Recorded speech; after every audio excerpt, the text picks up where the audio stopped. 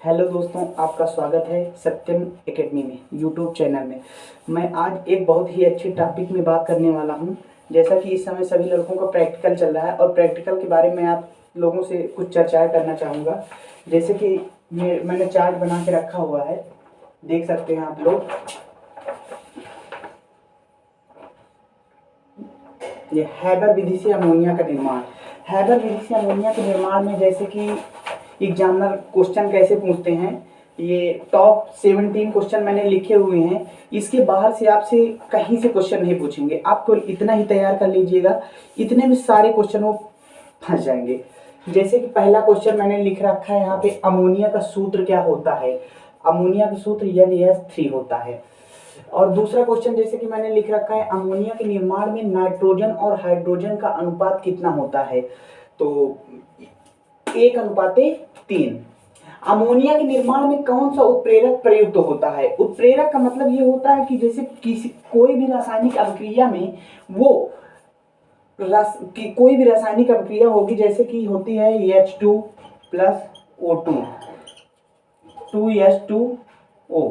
जैसे कि यहाँ पे कोई ना कोई, ये बहुत ही अतिमंद अभिक्रिया है, ये बहुत ही अतिमंद अभिक्रिया। यहाँ पे जैसे कि कोई उत्प्रेरक का कार्य करता है तो ये रासायनिक अभिक्रिया को अब तेजी से बढ़ाने का कार्य करता है, बहुत स्पीड से कार्य करने का कार्य करता है। और जैसे कि चौथा मैंने लिख रखा है, अमोनिया के निर्माण में कौन सा वर्धक प्राप्त होता है। MO molybdenum. हैबर विधि से अमोनिया का निर्माण प्रायोगिक या औद्योगिक विधि से। तो यहाँ पे औद्योगिक विधि से। यहाँ पे आपसे क्वेश्चन कैसे पूछे जाएंगे कि अमोनिया के निर्माण में कौन सा वर्धक होता है, तो आपने बताएंगे MO मॉलिबेडनम। और हैबर विधि से अमोनिया का निर्माण प्रायोगिक विधि से होता है या औद्योगिक विधि से होता है, तो आप जैसे कि बताएंगे औद्योगिक विधि से होता है। और अगला क्वेश्चन है, अमोनिया की प्रकृति कैसी होती है और क्यों। ये बहुत ही अच्छा क्वेश्चन है। ये अमोनिया की प्रकृति क्षारीय होती है, और क्षारीय होती है तो आखिर क्यों होती है। तो हम जैसा कि जान लेते हैं कि NaS3 और हम इसको एक अम्ल से अभिक्रिया करा देते हैं। जैसे कि HCl एक अम्ल हो गया, तो अम्ल से अभिक्रिया कराए तो हमको क्या प्राप्त हो गया, NaH4Cl ammonium chloride. Ammonium chloride हम लोग जानते हैं कि ये एक लवण होता है, और जब एक अम्ल की क्रिया किसी से कराएंगे और लवण प्राप्त होता है तो जिसकी अभिक्रिया कराते हैं वो क्षार होता है, तो इसी कारण ये क्षार हो गया। अगला क्वेश्चन है, अमोनिया हवा से भारी होती है या हल्की होती है। तो अमोनिया हवा से हल्की होती है। अमोनिया जल में विलेय है या नहीं। हाँ, अमोनिया जल में विलेय है। क्यों, क्योंकि NaS3H2O जब हम इसका जल अपघटन कराते हैं, अमोनिया का जब हम जल अपघटन कराते हैं तो यहाँ पे हमको प्राप्त हो जाता है अमोनियम हाइड्रोक्साइड NH4OH। और इसका हम जब फिर से इसको हम ताप देते हैं तो ये अपनी आयनों में टूट जाते हैं NH4 और OH। इसी कारण यह विलेय होती है, जल में विलेय होती है। अगला क्वेश्चन है, अमोनिया के निर्माण में कौन सा बंध बनता है। अमोनिया के निर्माण में हाइड्रोजन बंध बनता है।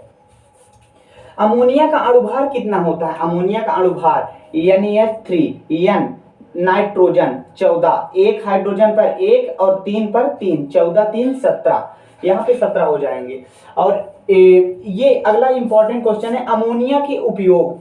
बहुत बार ये क्वेश्चन पूछा गया कि अमोनिया की उपयोग बताओ, अमोनिया के उपयोग बताओ। यहाँ तक कि ये बोर्ड एग्जाम में भी पूछा जाता है कि अमोनिया के उपयोग क्या होते हैं। अमोनिया के 2 उपयोग लिखिए, अमोनिया के 3 उपयोग लिखिए। अमोनिया के उपयोग, एक तो यूरिया बनाने में हो गए। यूरिया का सूत्र होता है NH2CO NH2। ये बहुत ही बार क्वेश्चन पूछा गया प्रैक्टिकल में कि अमोनिया का सूत्र यूरिया का सूत्र बताइए, तो NH2CO NH2। और नाइट्रिक अम्ल बनाने में होता है इसका प्रयोग। विस्फोटक पदार्थ बनाने में होता है, विस्फोटक पदार्थ NCl3, जहां पे क्लोरीन की मात्रा अधिक होती है वहां पे विस्फोटक पदार्थ बनता है।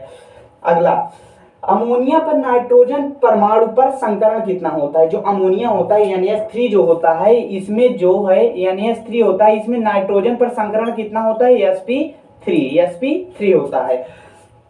अमोनिया का रासायनिक परीक्षण बताओ। अमोनिया का रासायनिक परीक्षण ये क्या करता है, जब अमोनिया का रासायनिक परीक्षण जो लाल लिटमस पेपर होता है उसको नीला कर देता है, जो लाल लिटमस पेपर होता है उसको नीला कर देता है।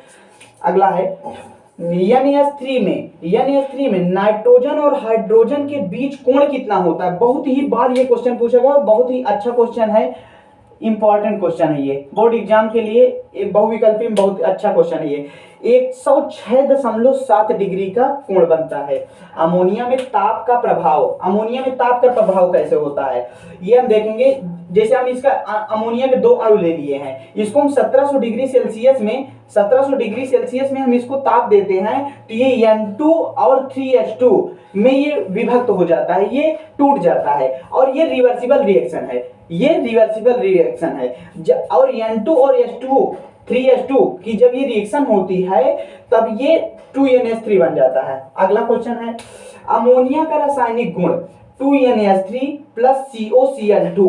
इसका बहुत ही अच्छा क्वेश्चन देखिए, एक ये क्वेश्चन है और एक ये हम यहाँ पे अभी बताए थे कि ये यूरिया, ये दोनों क्वेश्चन ये यहाँ पे अमोनिया के उपयोग में आ गए हैं, यहाँ पे ये अमोनिया का रासायनिक गुण में आ गया है। जब हम 2NH3 मतलब अमोनिया के जब 2 अणु लेते हैं और कार्बोनिल क्लोराइड से इसकी अभिक्रिया कराते हैं तब -2HCl निकल जाता है और NH2CO NH2 ये यूरिया निकल जाती है। अगला क्वेश्चन है NH3 का भौतिक गुण क्या होता है। NH3 का भौतिक गुण क्या होता है, इसे सूंघने से आंखों में पानी आ जाता है, पहला हो गया। दूसरा क्या हो गया, यह गैस आंखों पर हानिकारक प्रभाव डालती है और यह बहुत ही तीक्ष्ण होती है। यहाँ पे जय मां सरस्वती, यहीं से मेरी वीडियो समाप्त होती है और नेक्स्ट वीडियो में मैं आपको और इससे अच्छी से अच्छी बातें बताने की कोशिश करूंगा। Thank you.